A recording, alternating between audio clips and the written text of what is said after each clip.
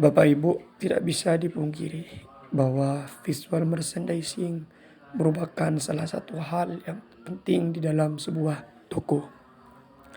Kali ini saya, Andi Wiranto, akan menyampaikan strategi-strategi dalam pelaksanaan visual merchandising. Visual merchandising adalah kegiatan menata produk dan segala kelengkapannya di area penjualan. Dilakukan oleh seorang visual merchandiser dengan memperhatikan aspek estetika dan strategi bisnis yang bertujuan menghasilkan penjualan. Terdapat beberapa langkah-langkah visual merchandising. Yang pertama, analisis target pasar, di mana identifikasi profil pelanggan utama toko, preferensi mereka, dan tren pembelian pada saat itu. Langkah yang kedua adalah perencanaan konsep visual. Seorang merchandiser perlu menentukan tema atau konsep visual yang akan digunakan sesuai dengan brand dan musim saat ini, serta merencanakan layout toko seperti zona utama dan zona promosi. Yang ketiga adalah pemilihan produk dan penataan. Seorang merchandiser memilih produk unggulan yang akan ditampilkan berdasarkan popularitas, musim, atau kampanye promosi.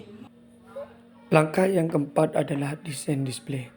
Seorang merchandiser membuat desain display yang menarik perhatian pelanggan menggunakan elemen-elemen visual seperti warna, pencahayaan, dan dekorasi.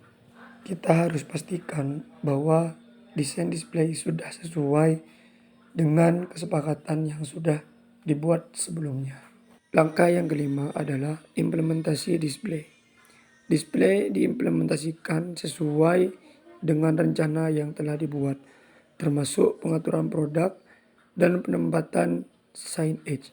Pastikan display dilakukan dengan baik dan memenuhi standar keamanan toko. Langkah selanjutnya adalah monitoring dan evaluasi. Seorang merchandiser mengamati penataan produk yang dilakukan. Setelah itu mengevaluasi efektivitas visual merchandising secara berkala dan sesuaikan strategi jika diperlukan berdasarkan hasil evaluasi. Langkah selanjutnya yaitu perawatan dan pemeliharaan. Seorang merchandiser perlu menjaga display yang ada di toko agar tetap terawat dalam kondisi yang baik sepanjang waktu. Kalau perlu, merchandiser memperbarui display yang ada di dalam toko menyesuaikan dengan musim atau barang yang baru masuk. Langkah selanjutnya yaitu pelaporan dan dokumentasi.